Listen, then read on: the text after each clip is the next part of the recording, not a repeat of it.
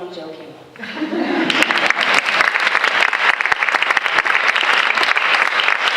Sure, I know you came here to see the action of the associate artist, but here I am first.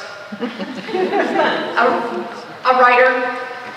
I want to thank the Atlantic Center for the Arts for giving me the opportunity to spend time here in Paradise with brilliant artists who give a damn about beauty and about the world. And thank you especially to my 8 new writer friends. Yeah! We've been running since we hit the ground in New Smyrna Beach, writing and reading one another's work and walking and sailing and kayaking and motoring in a pontoon boat, some of us. We have made terrible mistakes in plotting and character development. We've held back what needed to be revealed. And we've driven recklessly forward, even gone into what seemed like the wrong lane, right into oncoming traffic. And that's actually literal as well as metaphorical. Sorry, Mary. We've covered old territory here at ACA with stories that we've been stuck about. And we've hacked our way into a new wilderness. We've traveled the hero's journey, forward and backward, because that is what revision is about. Writing is such a slow process that for most of us, we don't even know what we've accomplished here yet. But let me tell you what we've been up to. Grow Flatibo transformed a respectable middle-aged woman narrator into a 19-year-old boy with criminal tendencies.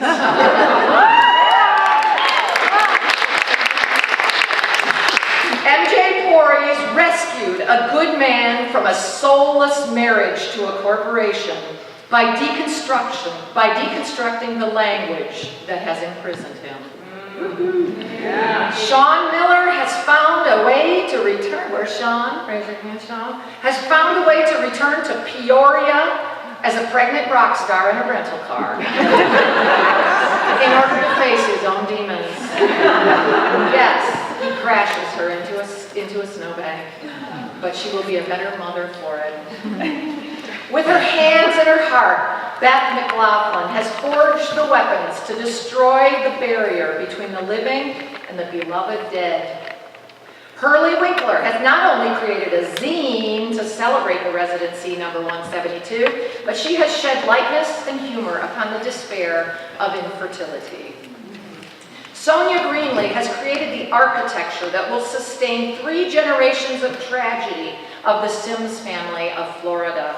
Both the big house in which they will reside and the 3-part novel structure in which these children and adults will come alive.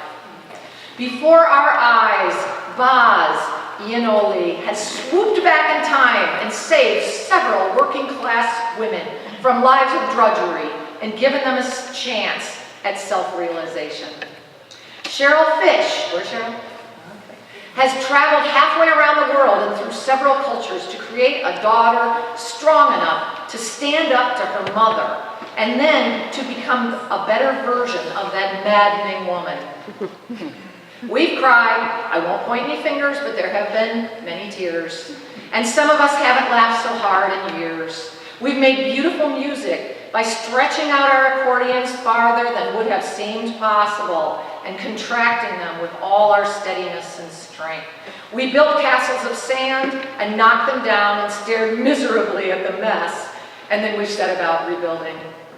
We have applied salves, literally. We have medicated and healed one another, literally. We've fallen in love with each other and with a bunch of dancers and photographers to boot. We have been magnificent, and we have sucked.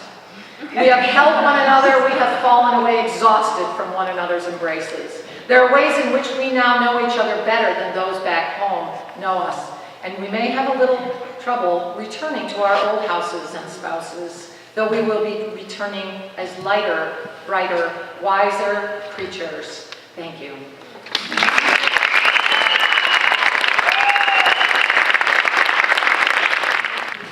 Hello, everyone. Thank you all for coming tonight. My name is Hurley Winkler. I'm one of the writers here. Thank you, Bonnie, for such a beautiful introduction. I also want to say thanks, if there are any donors in the crowd, I just want to thank you so much from the bottom of my heart for making this place live and thrive in Florida today. So I just want to give a round of applause.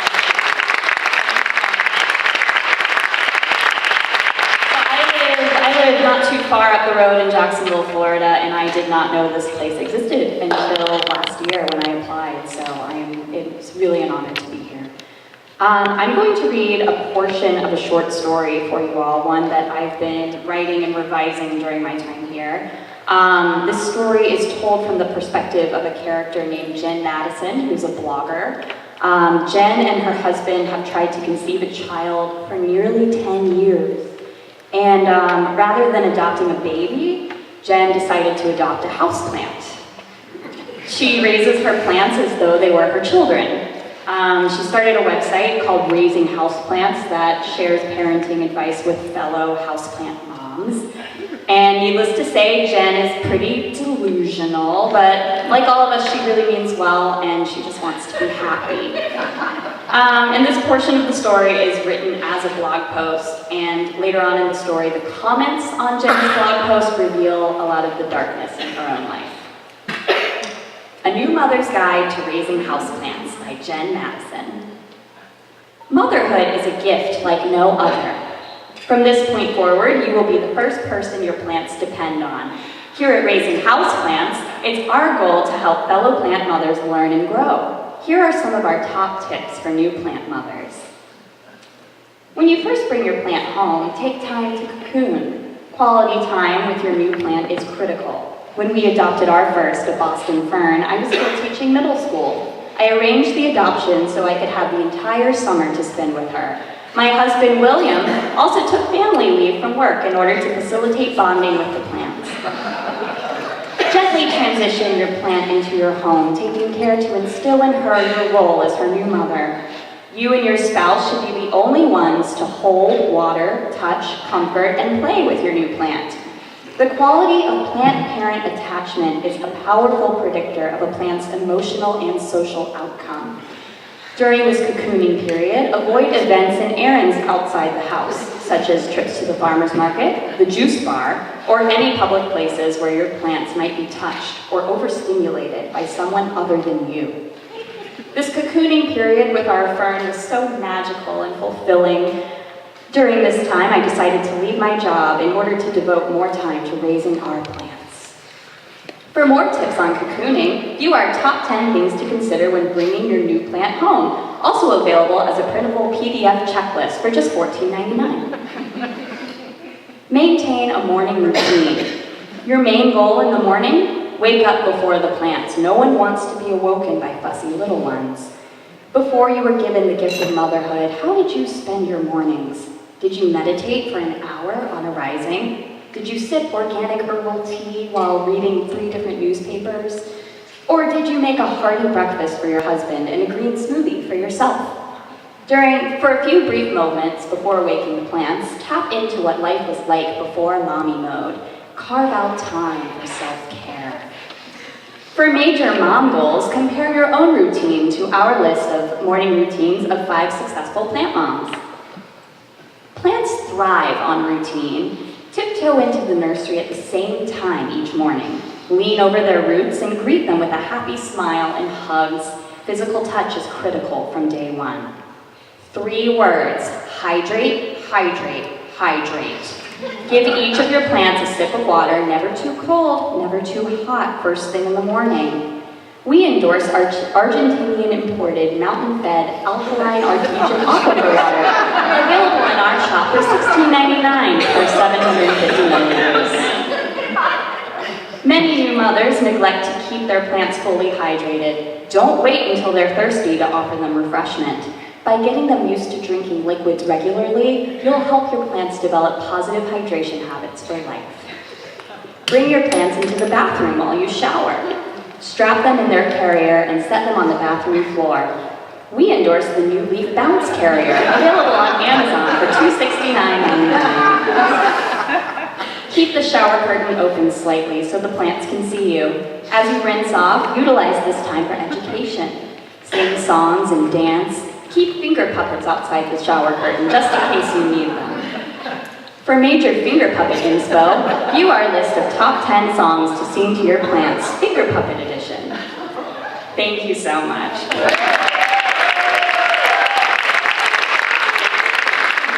Before I go on to plant science, which is, I've done a lot of research here on the plants, and I will show you what I've learned. I wrote in my little room, I shut my mouth off in the commons, and then I did my research. But I'm going to read a little story first that I wrote a while back, and it's called An Elephant Named Mary. When I was 7, my father took me to the zoo in Providence, a loose term for a few wild animals in small enclaves. The elephant's name was Mary. I stared at her, and she looked back at me, and then she placed her trunk on the dirty bars of her cage as if to kiss me. Mary rocked back and forth, and I thought I could see tears rolling down the sides of her enormous head. And then I started crying too. I gripped the bars, my hands by her trunk, crying, sobbing, and then I splayed myself along the cage, and she still looked, and we cried together until I was wailing and rocking back and forth on my fake leather cowboy boots with my long pink socks. Wailing and rocking. My father tugged at my arm. "Come on, baby," he said, "let's go get some ice cream." I just kept wailing until finally he pulled me away, not harshly like my mother would, but firmly nonetheless. I refused to go to that zoo or any other zoo or any circus. I watched Dumbo at the Centerdale Theater and cried myself into such a frenzy that the manager had to call my mother. "What's wrong with you?" she asked when she picked me up. So she took me to a fortune teller in Woonsocket, a place she ran after girls' night out when they were loaded on Manhattans. They listened to their futures in awe. She really knows things, my mother told me. Her name was Misty Rose Jubilee, and she said that I had been an elephant in my past life. My mother nodded solemnly and handed over a fresh $10 bill. As we climbed into our aqua and white Chevy, she said to me, "That's a bunch of bullshit." Years later, when my children were in elementary school, they wanted to go to the San Francisco Zoo. Since being an elephant in a past life was such bullshit, I said yes. The elephants had a few friends and were in a bigger enclave, but they rocked still, back and forth, back and forth. I yanked my kids away, all of us crying, and I'm sure to those elephants we looked like lunatics. Recently, I saw a video of 2 elephants who had met many years ago in one of those small-town claustrophobic zoos, and now they were meeting again at an elephant refuge. They seemed overjoyed to see one another again, wrapping their trunks together, hollering as elephants do. I wondered if they did that when they met a friend, an old pal. And then I wondered if Mary had ever been rescued, and if, as she and I cried together, she thought I was her friend. That's that story.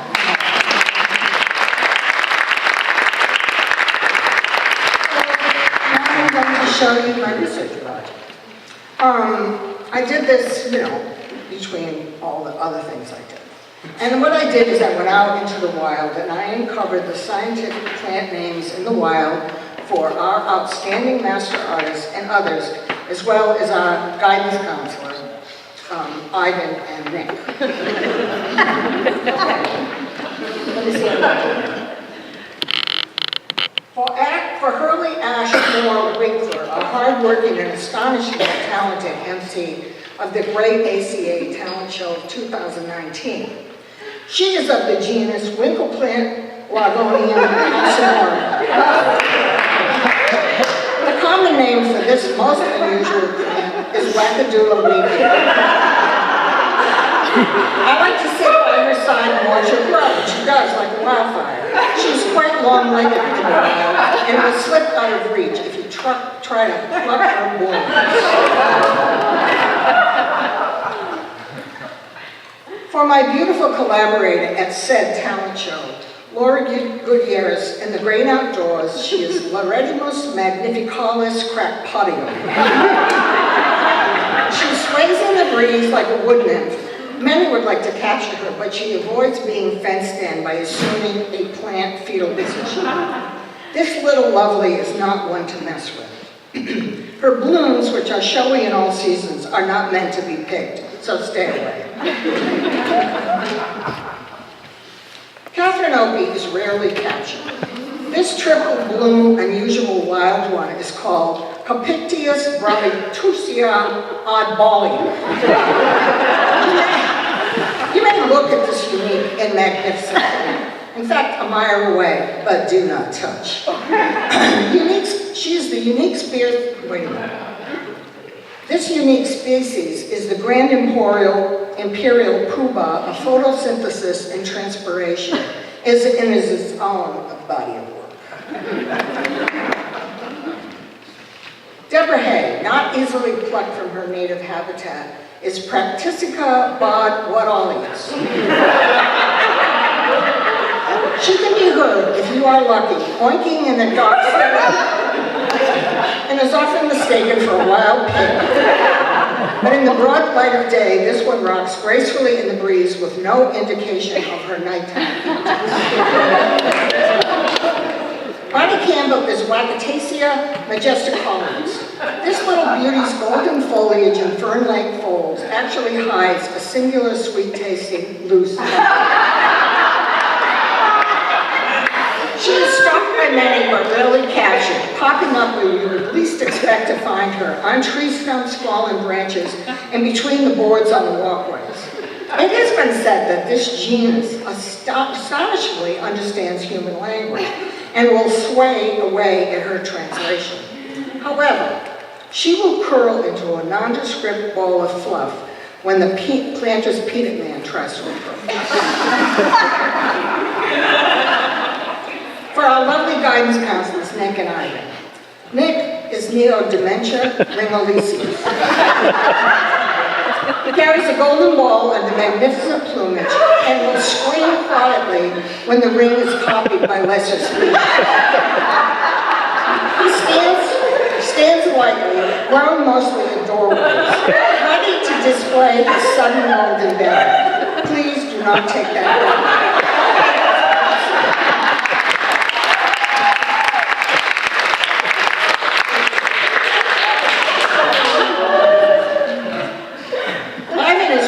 Gigantus, always willing to help his forest friends. However, this giant species looks quite like large sky-reaching leaves and prefers the dark. This gigantus bends away from the sun. If you travel at night, you may find him in the moonlight. If he could howl, he would. Jellyfish have been seen coming onto land to bite into this plant's fragrance. Doug, our resident honeyboy, and that is his common name. His scientific name is elusive, but botanical magnificiosa. This plant is uncommon, yet grows all over the place. This is a major source of pollen for the bees. This plant produces pollen like GM produces cars. Honeyboy also offers hospice care for all the worker bees shoved out by the queen.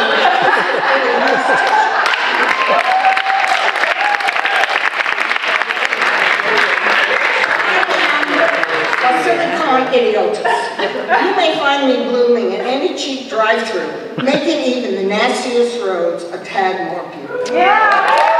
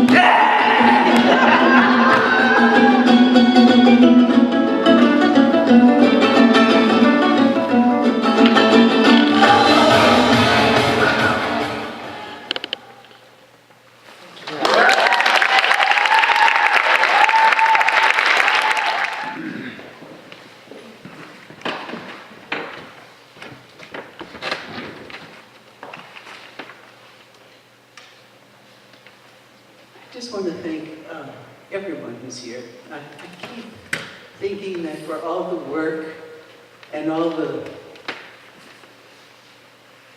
work that the artists are doing here,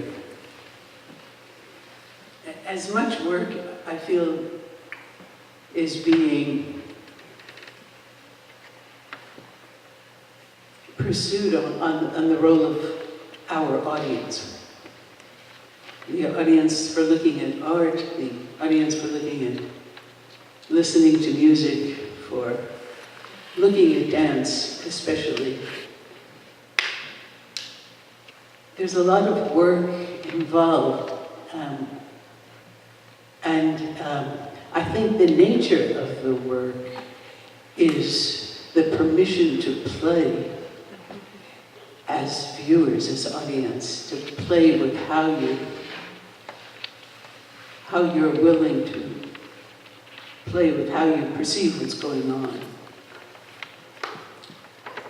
We have to both break through, both the artist breaking boundaries in the field and the audience breaking boundaries of how you look at art, right? I think we've experienced it a lot, certainly in the fields of painting and sculpture. In dance, it's a little trickier. We're kind of we've been choreographed as audience in what we want from the body moving. And it's as much work for you as the audience for dance as it is for us to challenge the ways we've participated in our roles as artists, as choreographers, as photographers, writers. So I'm very happy you're here. You're part of the work that we're in Western culture in particular. You're part of the work that we need to do together to open up the template of how we see. So, very grateful to Atlantic Center for the arts, for making room for all of us artists here. Thank you.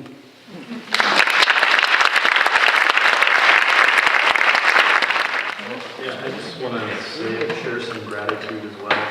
I'm Shaun, by the way. But I wanted to thank Bonnie for inviting me to this residency. It's been an honor to spend 3 weeks with her and also the other associate writers. And I have to make one special thanks to Bahz, who's a terrible driver, but she said she would kill me if I didn't thank her up here. I want to thank the whole ACA crew, Nancy, Ivan, the rest of the ACA staff. Obviously, we would not be here without all of you. Thanks so much for everything you've done for this residency and all the rest of them. Many thanks to Chef Sue. I think she's out there. Thank you, Sue. Who has kept us fed despite our kitchen transgressions. That has been really important. And then also any ACA supporters out in the audience, of course, thank you. This is a really special place. And it's just with immense gratitude that I'm able to read the beginning of this story, which would not have come into the world without this opportunity. So thank you all. Wyatt spotted the barge when his parents drove him to Ducky's on the water for fried chicken one Friday night. He figured the three of us could shoot some footage. Then, no problem. He figured the three of us could shoot some footage, Ben dumping over the side of the barge in a shopping cart, or riding off its stern on a bicycle, like when kids started jumping in the river from the water intakes left after they demolished the old Silco power station.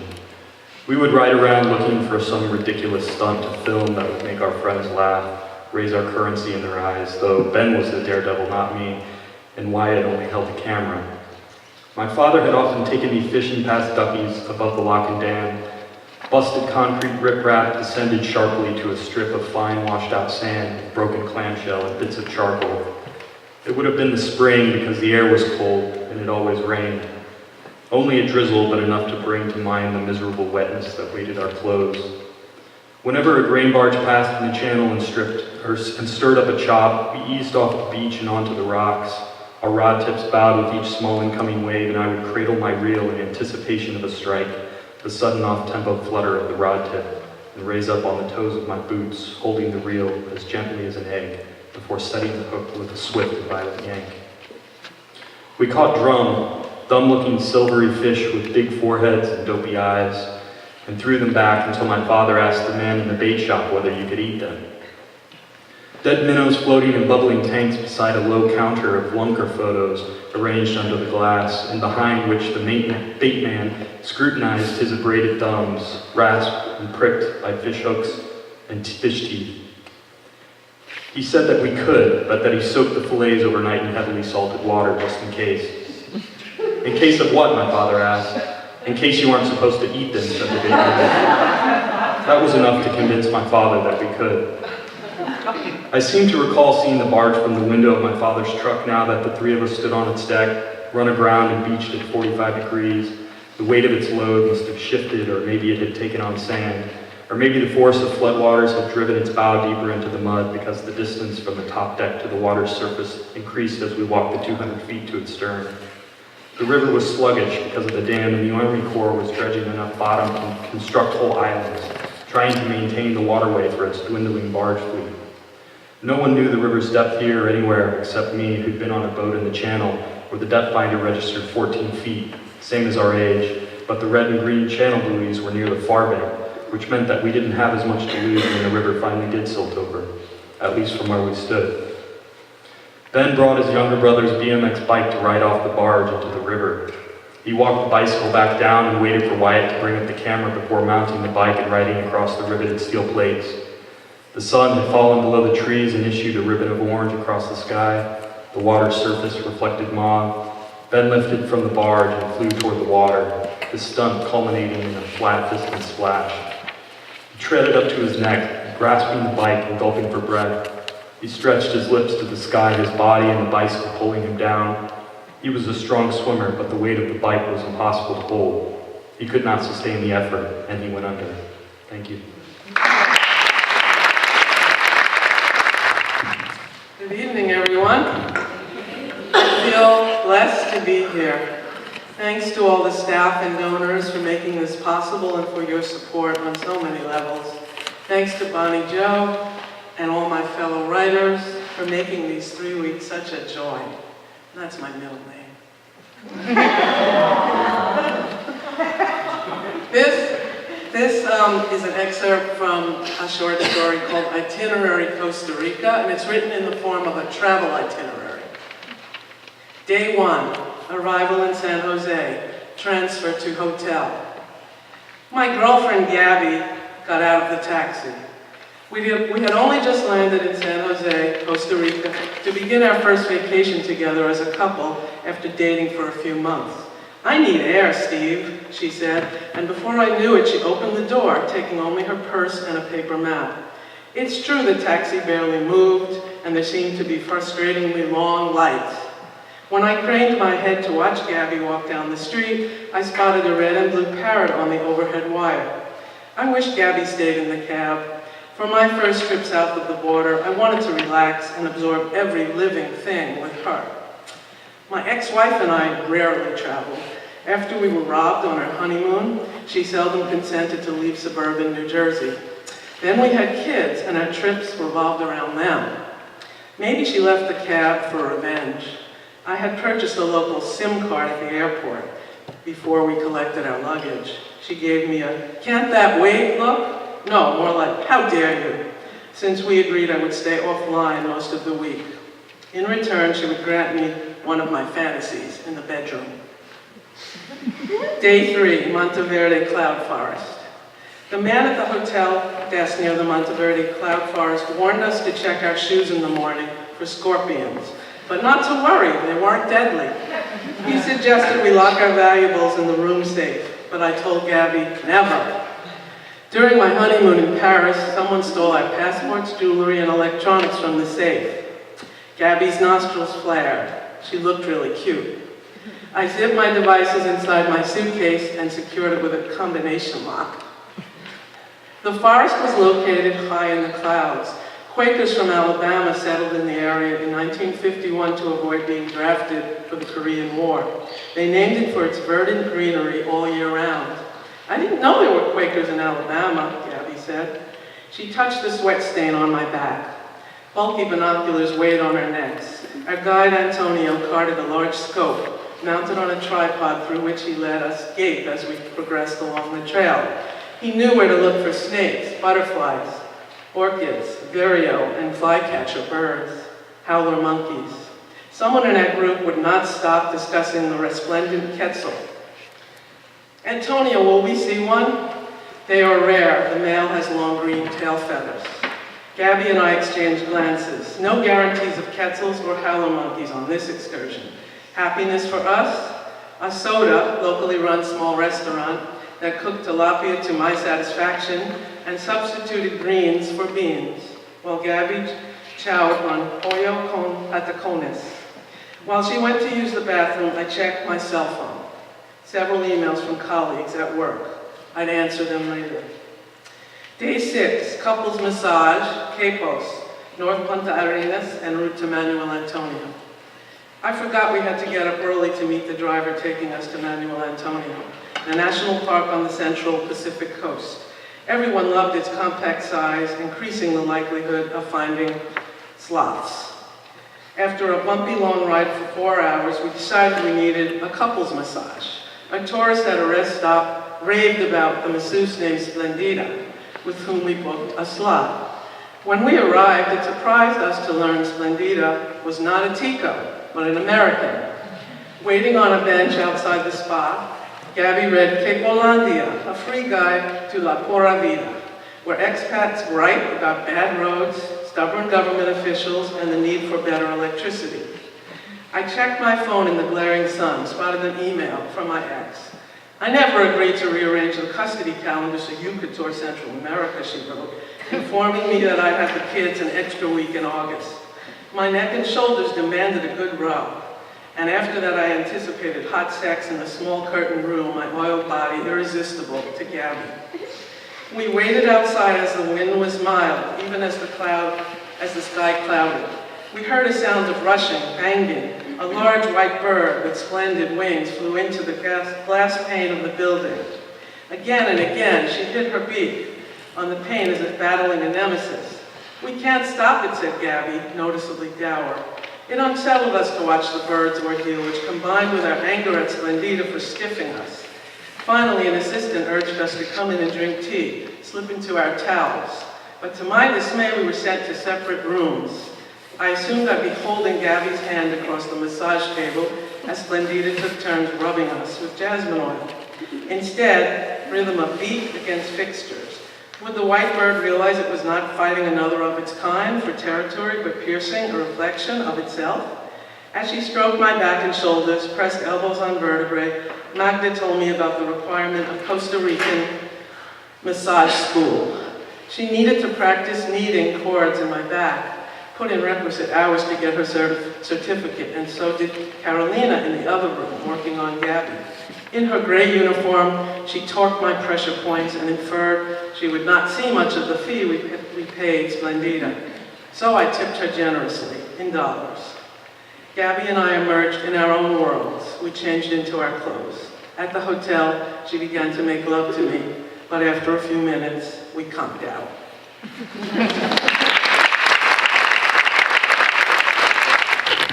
Hi, I'm Sonja Greenlee. I live in Sanford, Florida. And I want to thank ACA, I want to thank Campbell, I want to thank all the wonderful writers who I have to work with here. Thank you also, donors and patrons. I didn't realize that we had the opportunity to read so much, so I just have one page. It was written like maybe my first or second night here. And it was inspired by a piece of art that's on the property. It's called The Great Green Whale. She left the goddess Lakshmi after party as soon as it was apparent the fire dancer had consumed too many mushrooms and was unable to perform. Other lotus eaters at the retreat were beginning to exhibit like symptoms. Even with help, she never truly experienced the visions, only the shadow dancing. Feeling apart, she knew it was time to go. The boardwalk back to her tent led through a tangle of live oak and palmetto and thorny vines. Only after she left the pavilion did she realize how dimly lit was the walk. A full moon rising amid a stand of longleaf pines became her lamp. She paused and drew a breath. The scene reminded her of a Japanese print. Then she started hearing sounds from the woods. Her heart beat faster as she peered into the shifting shadows. Maybe a raccoon or a possum was scurrying around. Earlier in daylight, a squirrel jumped from a tree into her path and startled her. As her eyes adjusted to the darkness, her ears began to discern the wind rustling palm fronds and the limbs of trees squeaking against each other. She thought she knew this terrain, but experienced it alone at night. She was disoriented and afraid. She did not have far to go, although it seemed so. At night, everything looked the same along the wooded path, and she tried to recall landmarks. Like an answered prayer, she came upon the sculpture of the whale. In daylight, the huge bronze rectangle with dents did not look much like a whale. She passed it several times before she read the sign. Now, by moonlight, she could see the animal. Massive, deep-swimming, dark, and solitary. Like the woods, it was alive, and she felt great love for it. Reading its surface with the tips of her fingers, she had a map home. Thank you.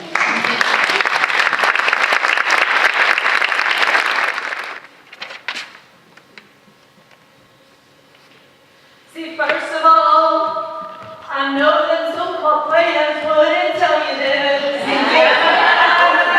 Say what's on my heart.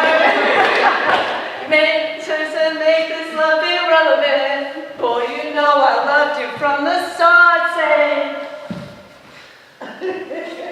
we put in this relationship. Yes. You think of this far, and I think about where would I be if we were to just fall apart. I can see it. Meet me at the altar in your white dress. We ain't getting no younger, we might as well do it. See you all the while, girl, I must confess. Let's get married. I just want to get married.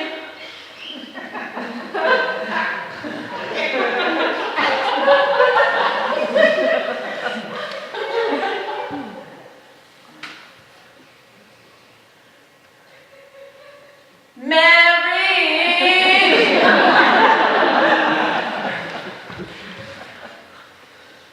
I'm tired of this emptiness. Want to come home to you and only you. It ain't happening. I just want to be with you.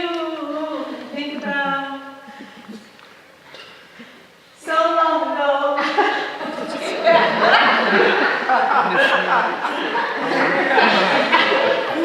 It's okay, this come on, won't you be my lady? Hey, what's going on across the sea?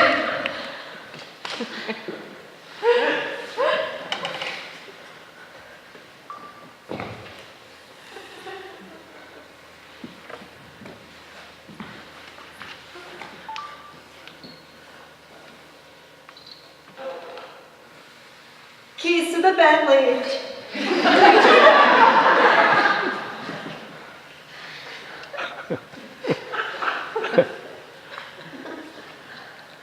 Meet me at the altar in your white dress. We ain't getting no younger.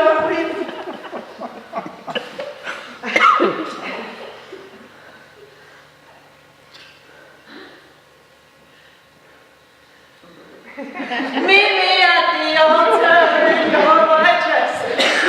We ain't getting no younger.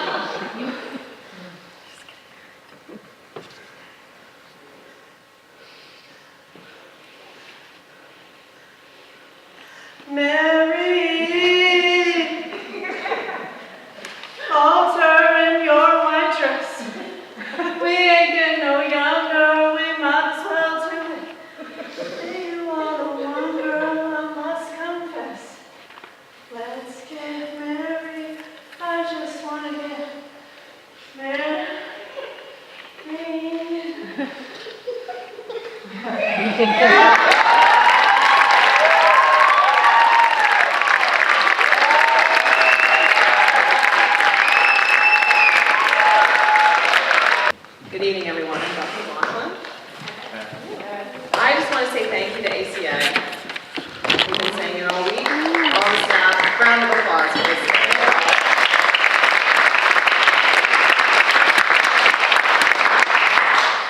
It's been an incredible 3 weeks, and I can't even articulate what this has meant to me.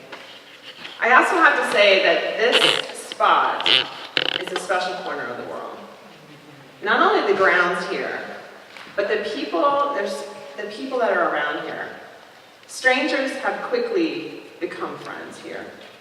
Not only on campus, but also I've met just these wonderful folks who live nearby. Terry is here. Terry generously shared her boat with a number of us. April has shared her dock with me where I have gone to sit for so many hours. And it has meant the world to me to share their corner of this beautiful place with me and with a number of us. So I just want to say thank you.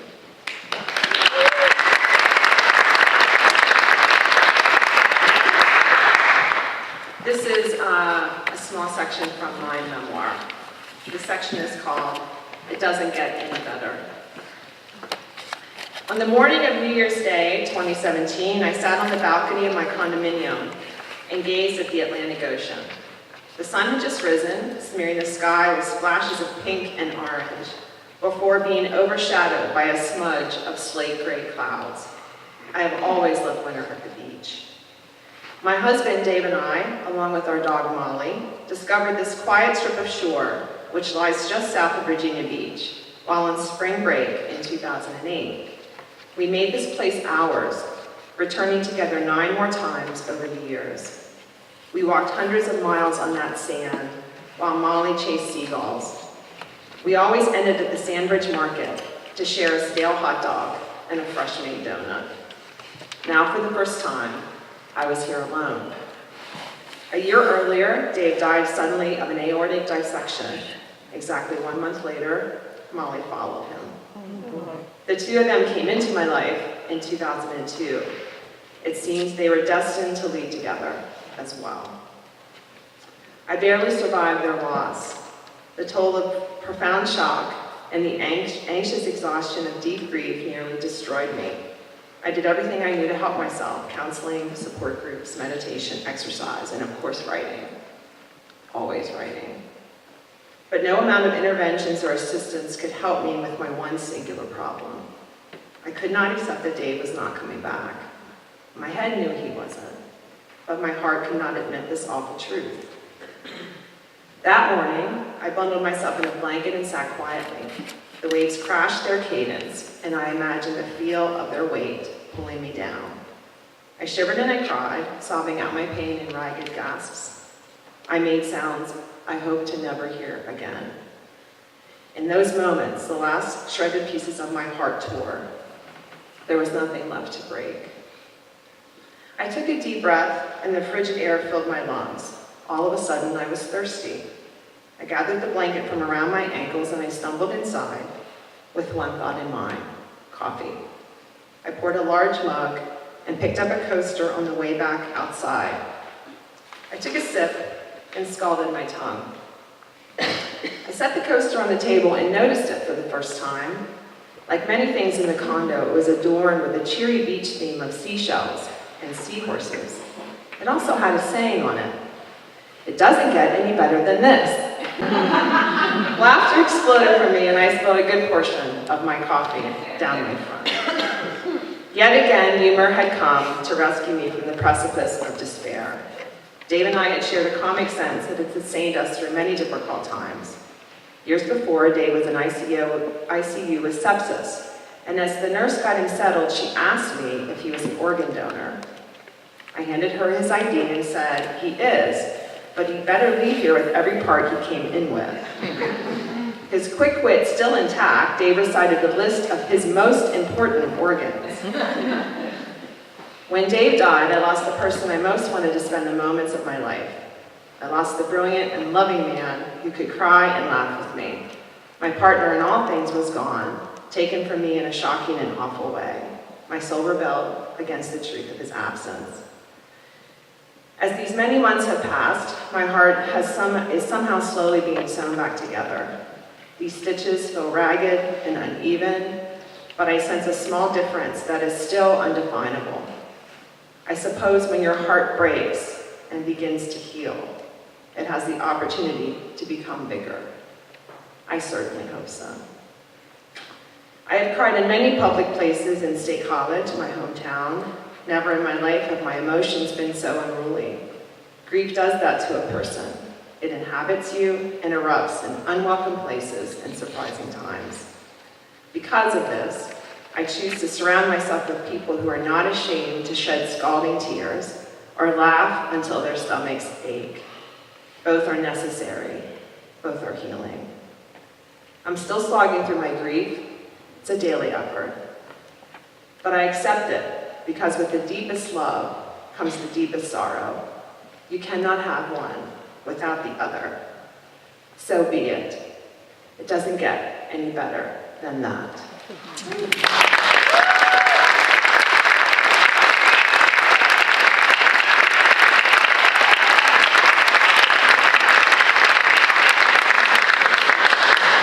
I have one short other thing that I want to share.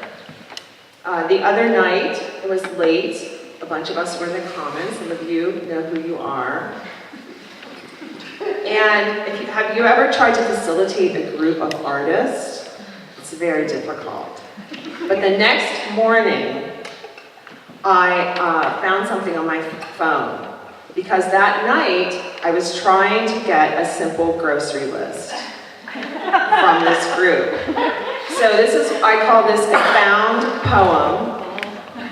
It's called Grocery List. Hot Cheetos, 7-Up, pretzel chips, canker sore medicine, chafing lotion, Vagisil, seltzer water, pumpkin spice tampons, dried sweet peas, Snap Pea Crisps only, Skinny Pop popcorn, salted, not aged cheddar, Peeps, Longboard, hot flaming Cheetos.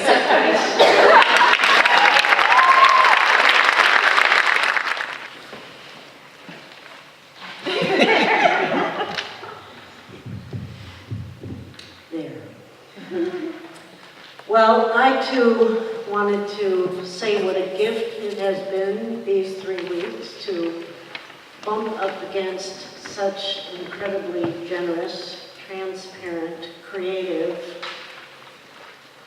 crazy people. And then I remembered all the things we were talking about with revision. And so I settled on ditto.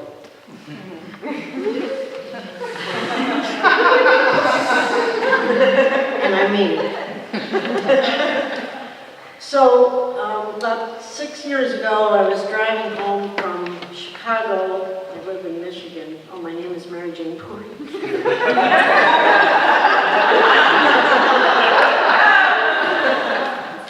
So I was driving home from Chicago late at night, passing a rest stop right near Hudsonville, Michigan. There's nothing there. And this person, Thomas, showed up in my head and has been plaguing me ever since. And I've tried to get to know him in a lot of ways. I've tried to do paintings as if I was Thomas. Yep, those have been painted over. But anyway, I brought Thomas here, been working on him, and then this is a piece thanks to all these amazing writers, especially Bonnie, Joe Campbell, for helping me find just a little more of Thomas. Thomas was trying to remember whether he was supposed to grill brats or burgers for the long holiday weekend when Francine stopped by his cubicle and said, "The boss wants to see you in his office at 3:30. Before he could ask any questions, she slipped into the all-gender bathroom. Now, after waiting in George's office for 12 minutes, switching chairs a couple of times to position himself optimally in the space, George still hadn't appeared. Thomas used the time to try and calm his acid reflux. The decision to grill brats for Marilyn and the kids and submit to boneless chicken breasts for himself helped ease the burning in his throat. The invitation to meet with the boss on the Friday before Labor Day could only mean one thing. He was about to be fired. Earlier in his career, he joked about the possibility of being fired. Lately, he was sure he would be, and now it was happening. He was glad he wore a tie. At least he would go down in dignity. He knew what to expect. George would come in smiling and make vague pronouncements about the economy and globalization. He'd thank Thomas for his years of service to González and tell him that the human resource person would sign a termination letter and get that to him. Thomas chastised himself for wasting his life on meaningless, multicolored bar graphs and endless managers' meetings. He was glad he was being fired. In fact, George waited too long. He couldn't wait to tell Marilyn. They could start over. Then he remembered that the cherrywood dining set from Everyday Design was set to be delivered next week.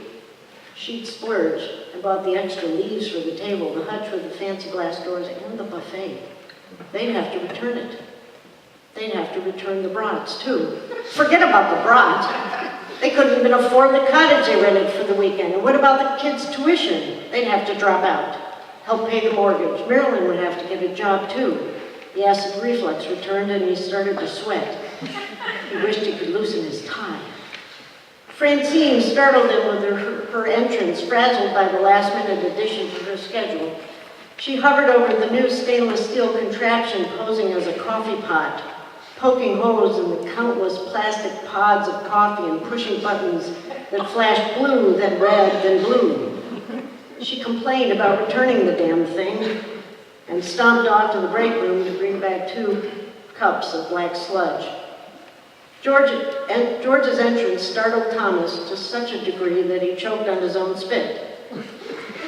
George plopped in his chair, cinched up his belt, flashed a big smile at Thomas and said, "Congratulations, Thomas, I just got approval from the big guns, and I get to promote you to district manager."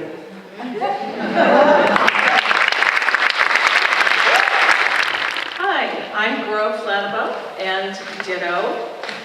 Gratitude for this wonderful space of time. It's really been fabulous. When we meet as writers, we have been getting a 2-hour block to talk about our work. and different people have done it different ways. I came in with a book that was not working. I have 2 characters. One was great. It was, I got her voice, it's great. The other one was me, and I read it, and it was just dull, and it was dull, and I was trying to fix it all, since Thanksgiving, and it just didn't work. So it was just fabulous to sit with 8 other people and say, okay, what's not working? What is it? How do we do this? And lo and behold, I walked out of there, 19 years old, and a Puerto Rican man. So, woo! So my story is about a woman who lived next door to me, who was 87 years old, and her house burned down. We opened it up to clean it out, and she was a terrible hoarder. So what you need to know for this scene is Edith May is 87. It's the day after her fire. The police chief has come down to talk to her because she's a school crossing guard, and he's her boss. Angel is my 19-year-old. So, and all day, Edith May has been asking people about her refrigerator. And finally, the chief of police says, okay, what is this? Let's just go in to look at it. So peeling back the plastic sheeting from the kitchen door, Mike tiptoed his black wingtips into the soggy, charred kitchen. The only color visible in that room was black, a thick, satiny black that absorbed all light. The odor of burnt wood filled the air. Edith May and I leaned in the door and watched. Mike tried to open the refrigerator door. The top hinge fell off, but the door stayed shut. Go ahead, open it, Edith May hollered in a husky voice that made me jump. Mike pulled harder on the door and it fell off. The freezer and refrigerator doors had hidden an overstuffed fungal explosion of blues, greens, and reds. Not 1 inch of space was unused, but no one would want to eat the mess that was in that refrigerator, even before it was cooked by the fire. 2 thick, waterlogged envelopes fell from the freezer. That's it, Edith May said. She shook her head and closed her eyes.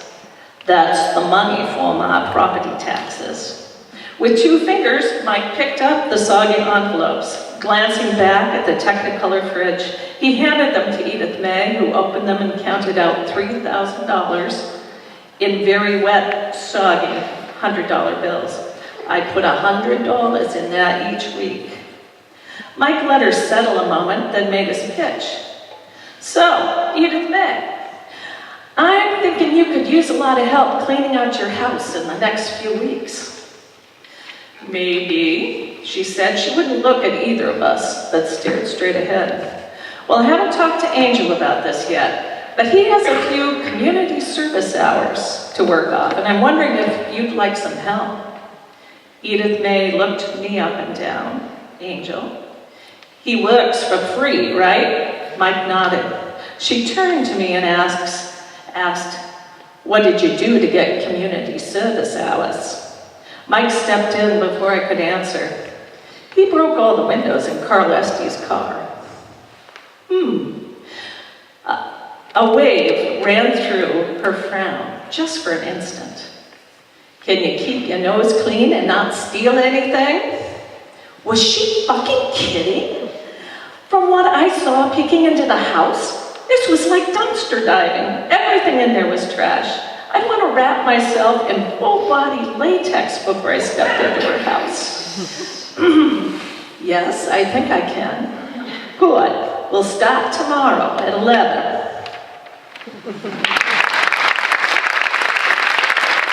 A lot of us, well, I would say all of us, associates, are feeling some loss coming to the end of these 3 weeks. And we thought, what best way to express that than through a metaphor of song and dance. So I would like the dancers to join me, and those who've agreed.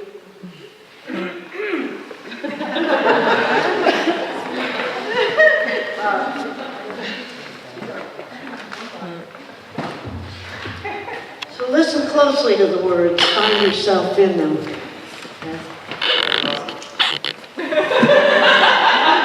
I went down to the river, watched the fish swim by. When I got to the river, Lord, I wanted to cry. Oh, because when I got to the river, the doggone river was dry.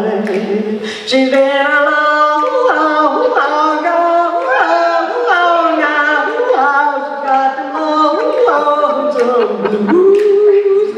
Said on Sunday she was checking me out. Then came Monday, she was nowhere about. Here it is Tuesday, and I've had no news. That's why I've got these long forgotten blues. I'm gonna find me a river, one that's cold as ice. And when I get to the river, Lord, I'm gonna pay the price. Oh Lord, I'm going down 3 times. Lord, I'm only coming up twice. She's been a long, long, long, long, now.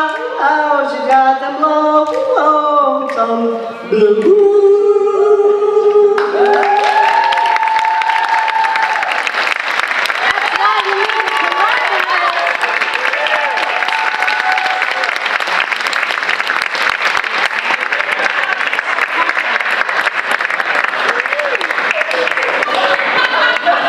I don't even know how to follow that. This has indeed been an incredibly special time for all of us here at the ACA. It took a long time for them to get me to come here. They waited 4 years, and I can't, next time I won't wait 4 years again.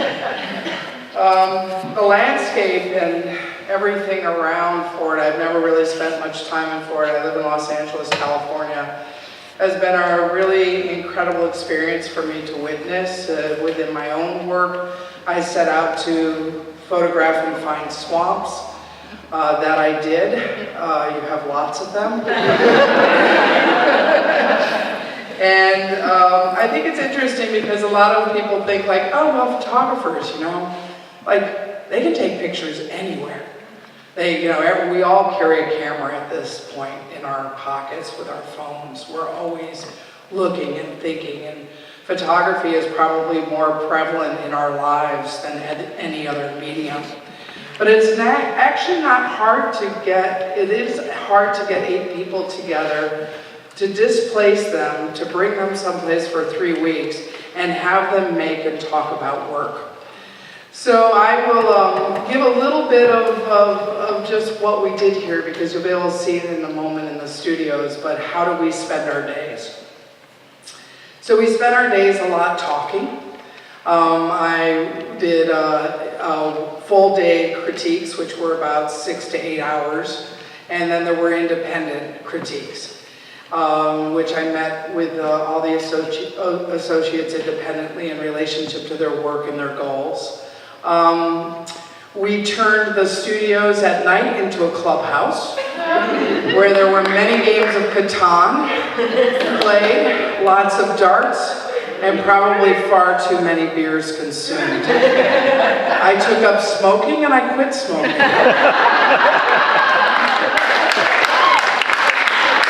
All within this short 3-week period of time. As you can see, it started affecting my voice. Being the great concert, performer and singer that I am, I really couldn't sacrifice that voice. But I want to invite you all to the studios now, but first I want to introduce and call up to stage all the associates, and this was their idea.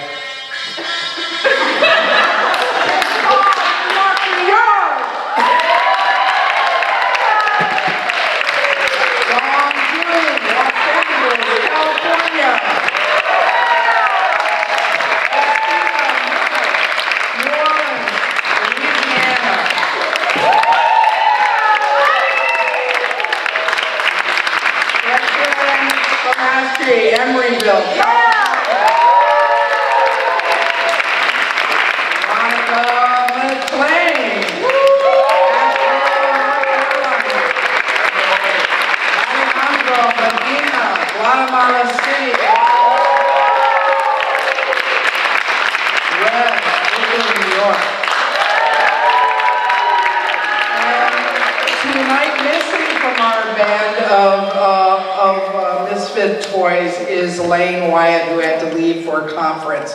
So her work is hanging in the studios. But I want to invite you all over to the studios tonight. And thank you very much, ACA, and for everybody here for making an incredible experience for every single one of us. Thank you very much.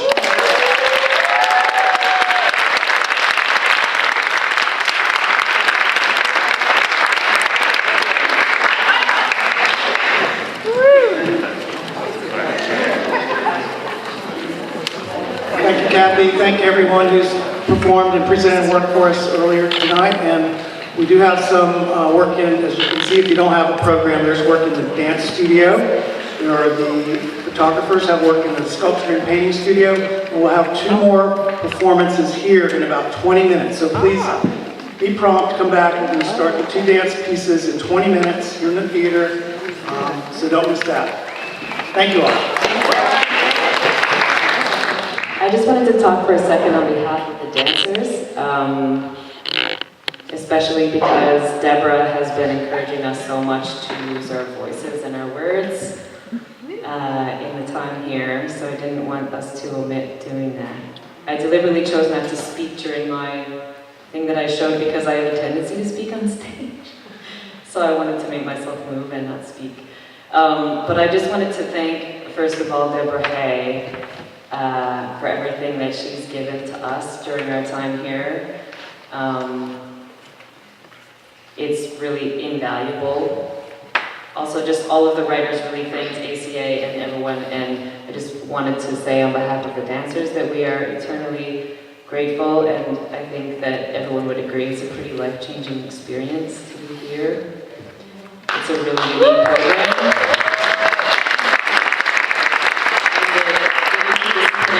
This program is really amazing. I've been so inspired by all the other artists here, and I think everyone feels like that. But thank you, Deborah Hay, for being here and for bringing us together.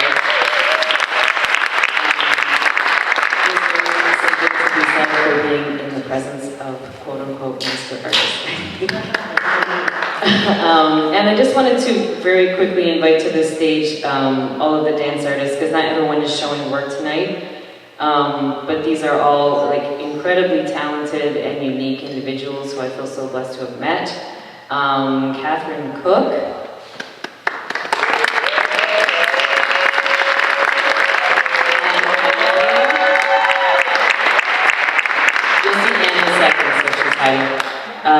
Giana González,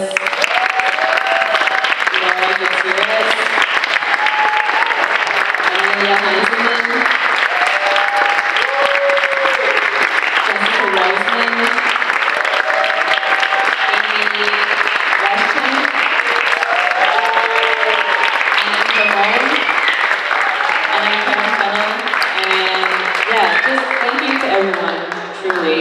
for being here. Also, thank you to Truly, that's an inside joke. And yeah, so we're just going to see 2 more performances tonight, one by the lovely Jess and one by the lovely Anne, who's you'll see in a minute. And they just wanted to say that don't worry, it's not going to be too long, and then you can go back to drinking alcohol and taking in the work of the photographers.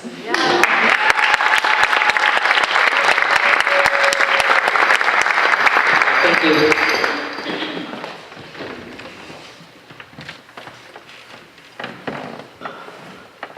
Jessica is dominant on her right side.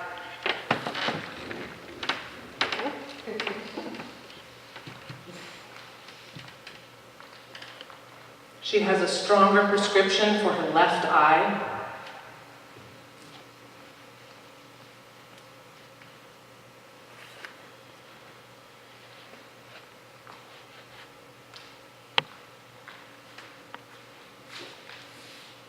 Thank you for your bloop. Please feel free to bloop in your bloop at any time to make yourself more Should you become bloop, simply redirect your bloop.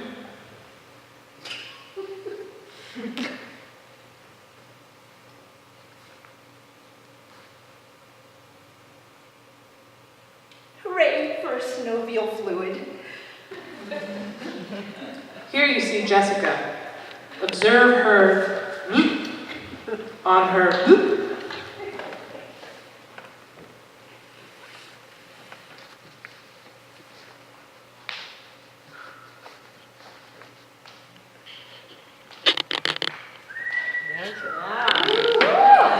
Now you may see her engaging in when Jess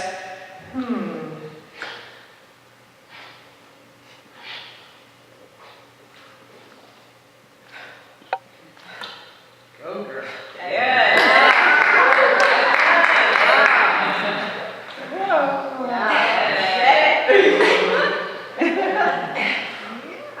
her is a sign that she while she simultaneously with her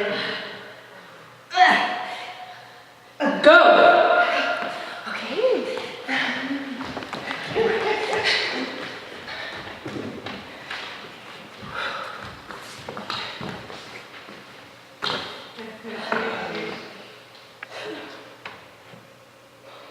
Now she's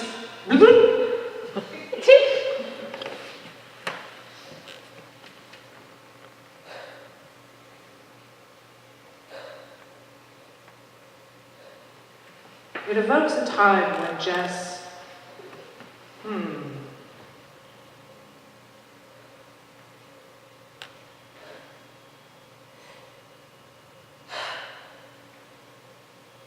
Get it, Jess, get it!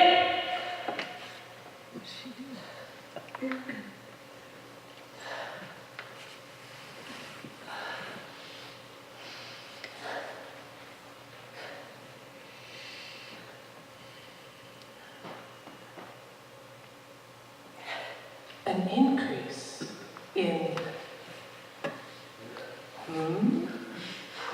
is a sign that which just does not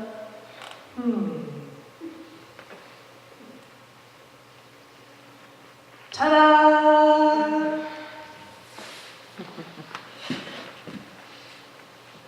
Rockstar.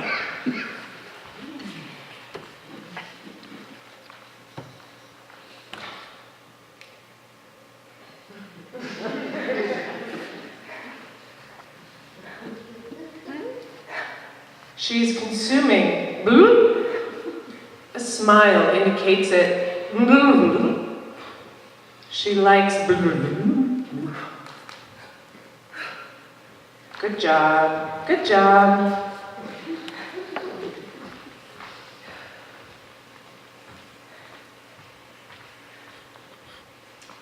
This dance is not about the past.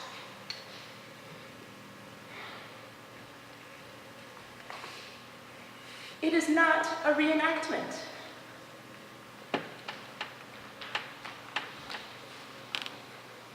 It maps a body's history.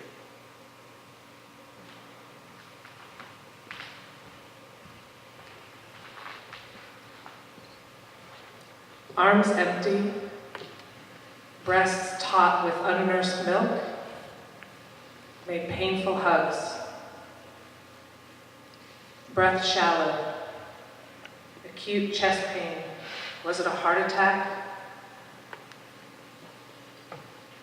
Cut off from the waist down, could not feel the floor. Scars mark betrayal, nubbly remains. Unwelcome surrender, sealed between living and dying. Considering the possibility of, this was not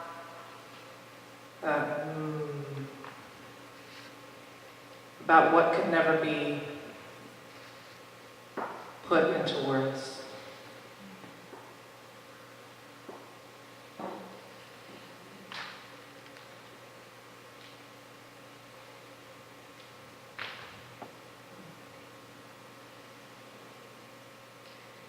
I dance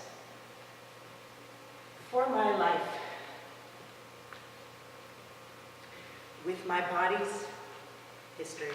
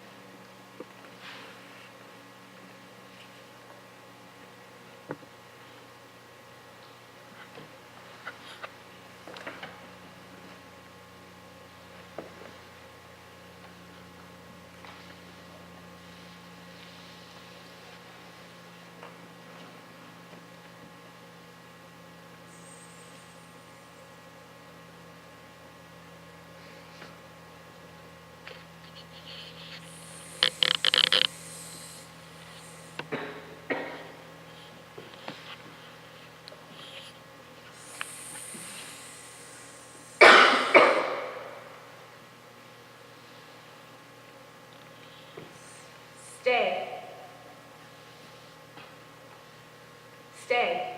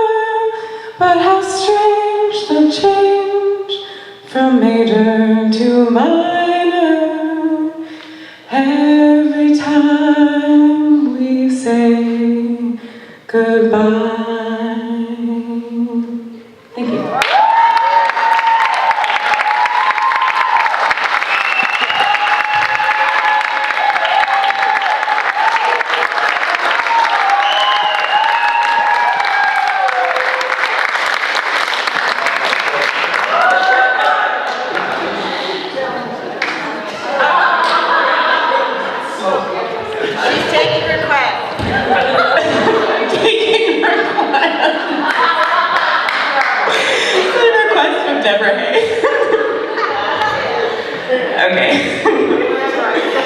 I'm sorry. Reprising. My Funny Valentine, another jazz standard. I don't even know who wrote that one, but okay. God. Stop laughing. Okay. My funny Valentine, sweet comic Valentine, you make me smile with my heart. Your looks are laughable and photographable. Still, you're my favorite work of art. Is your figure less than Greek? Is your mouth a little weak? When you open it to speak, are you smart? So don't change a hair for me. Say that you care for me. Say little Valentine, say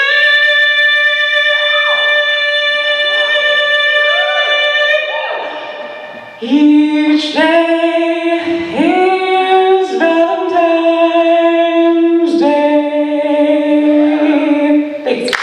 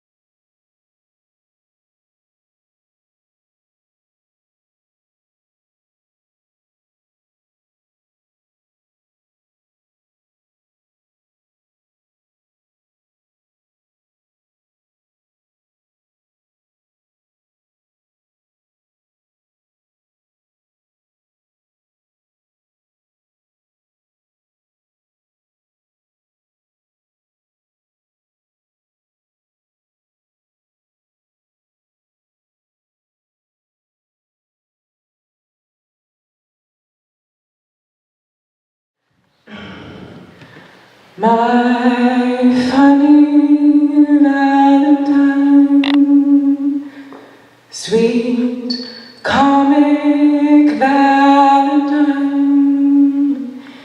you make me smile with my heart. Your looks are laughable and photographable.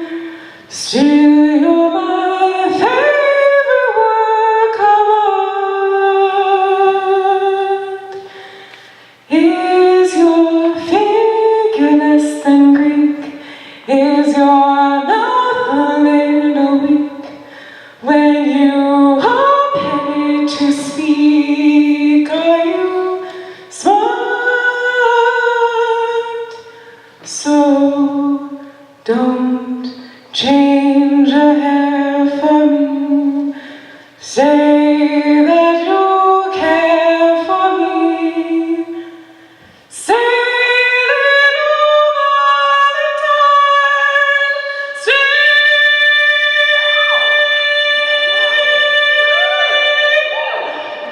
he